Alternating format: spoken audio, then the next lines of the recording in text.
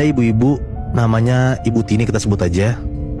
Di kampung dia tuh sore pas mau azan asar, dia tuh dengar ada kayak pengumuman dari tua masjid kayak innalillahi wa inna ilaihi raji'un, telah meninggal Bapak Jito, bla bla bla gitu, kayak biasa lah.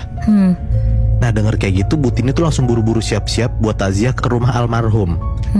Salaman lah Bu Tini sama suaminya, dibilang kayak, Pak aku mau takziah ya ke rumah Pak Jito bareng sama Bu Sur. Bu Sur tuh tetangganya. Kamu takziah di rumah atau langsung ke kuburan?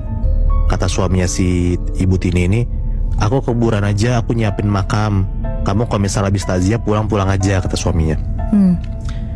Udahlah, pas sampai di rumah almarhum si Bu Tini ini ya, Bu Tini tuh ngeliat udah banyak orang layat, udah ada keranda bambu udah hampir jadi. Pas lewat ruang tamu juga Bu Tini ngeliat jenazah almarhum tuh udah dikafanin. Akhirnya warga desa mulai ngaji segala macam sampai akhirnya takziah tuh beres jam 5 sore. Oke. Hari udah mulai gelap kan, Bu Tini pulang kan ke rumahnya nih, nggak ikut nguburin. Kira-kira jam 5:30 sore iring-iringan jenazah tuh udah lewat dari rumahnya Bu Tini, dan berarti dia sadar, oh berarti udah mulai nih pemakamannya. Pas azan maghrib berkumandang tuh suami Bu Tini tuh belum juga pulang. Bu Tini mikir kayak, kok prosesi penguburan lama banget gitu. Nah lama setelah azan maghrib sampai orang-orang masjid udah pulang, akhirnya suami Bu Tini ini pulang nih. Langsung lah dia beres, bersih-bersih, dan Bu Tini nyamperin si suaminya, dibilang kayak, Pak masa nguburin orang maghrib-maghrib, serem gak Pak? Kata Bu Tini. Nah si suaminya tuh casual aja gitu jawabnya, kayak banget lah, tapi kan banyak temennya, pokoknya bercanda-canda gitu lah. Iya. Nah beberapa hari singkat cerita nih setelah kematian almarhum Jito, Pak Jito, entah kenapa suasana desa Bu Tini tuh jadi serem, dan tiap maghrib tuh jadi sepi, kayak cerita lu gitu Bi. Yang bahkan kayak orang-orang kampung sana tuh suka ngeronda, bapak-bapaknya juga suka nongkrong.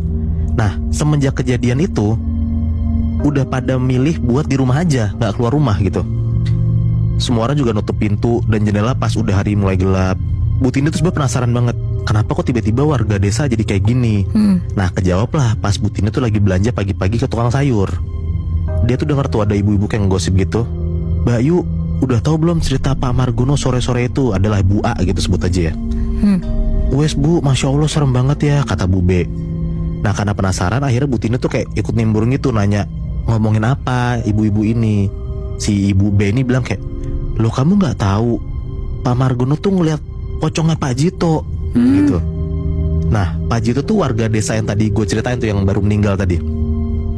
Bu B tuh cerita Pak Margono tuh ketemu pocong waktu pulang dari sawah sore-sore menjelang maghrib, dan pas dia ngeliat muka si pocong itu tuh muka almarhumnya Pak Jito.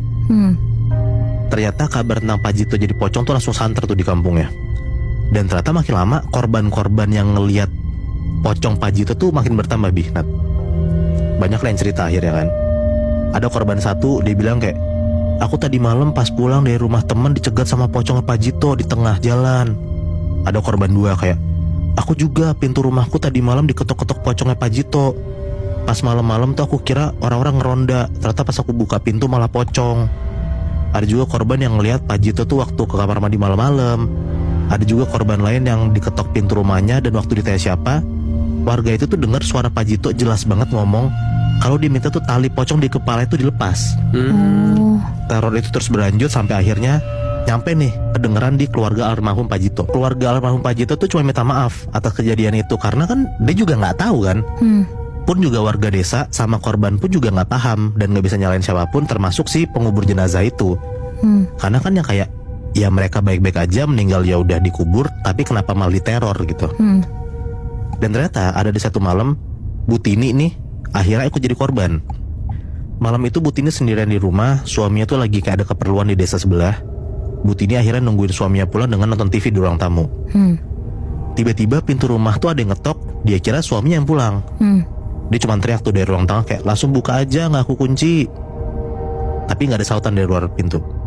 Gak lama diketok lagi, dok dok dok dok dok. Bu Tini bilang lagi lah kayak, buka aja gak dikunci. Diam lagi.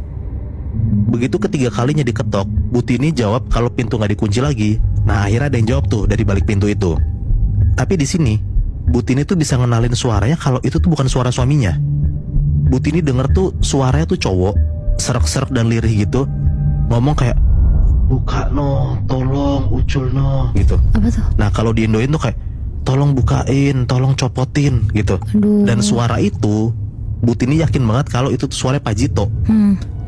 Di situ tuh Bu Tini deg-degan banget. Dia langsung matiin TV-nya dan duduk diam buat ngedenger lebih jelas kayak ini suaranya kayak gimana, siapa gitu. Nah nggak lama pas udah nggak kedengeran lagi suaranya, Bu Tini beraniin diri buat ngintip lewat jendela.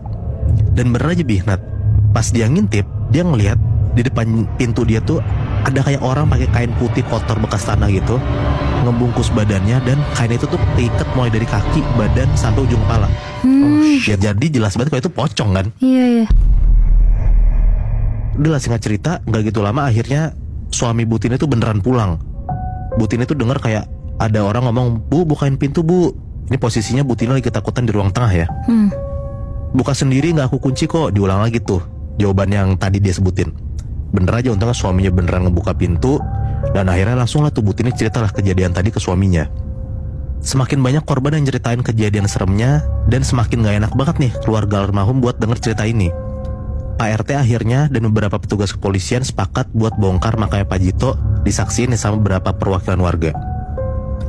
Pas dibongkar makamnya tuh aroma bau tuh bener-bener kecium jelas banget Nat. Pelan-pelan tuh warga desa kayak ngebuka kayu penutup jenazahnya. Dan bener aja, mereka ngeliat, warga desa ini ngeliat tali pocong di kepala almarhum itu masih keikat. Harusnya kan harus dilepas kan. Iya. Langsung tuh Pak RT nyuruh orang yang masuk ke liang lahat itu buat ngelepas talinya. Nah semenjak pelepasan tali pocong itu, untungnya tuh udah gak ada lagi lah teror pocong yang minta dilepas tali pocongnya di desa Bu Tini ini. Jadi benar-benar si Pak Jito tuh minta tolong ke semua warga untuk nyopotin tali pocongnya dia yang belum dilepas itu ya. Iya, jadi makanya gue mikir kayak sebenarnya mungkin niat Pak Jito tuh bukan buat ngegentayangin ya. Iya. Jadi kayak lebih ke prosesi pemakamannya kan belum beres tuh. Bener. Gue udah dimasuk liang lahat tapi beneran belum dicopot. Ya mungkin cara dia buat minta tolong keluarga desa dengan harus nyamperin kayak gitu. Muibi. Iya. Cerita kedua gue tentang seorang cewek yang lagi patah hati, tapi dia tuh nyimpen sendiri dan gak pernah diceritain ke siapa-siapa. Yang ujung-ujungnya dia jadi didatengin sama sosok pocong. Jadi cerita ini tuh baru terjadi di tahun lalu. Ada satu perempuan namanya Rizka. Waktu itu Rizka tuh masih kuliah dan lagi magang di salah satu perusahaan media. Ceritanya bermula pas Rizka ini lagi magang. Dia tuh jatuh cinta sama teman magangnya. Dan bisa dibilang teman magangnya ini tuh cinta pertamanya si Rizka. Singkat cerita, pas masa magang Rizka udah selesai, bosnya dia tuh tertarik buat ngerekrut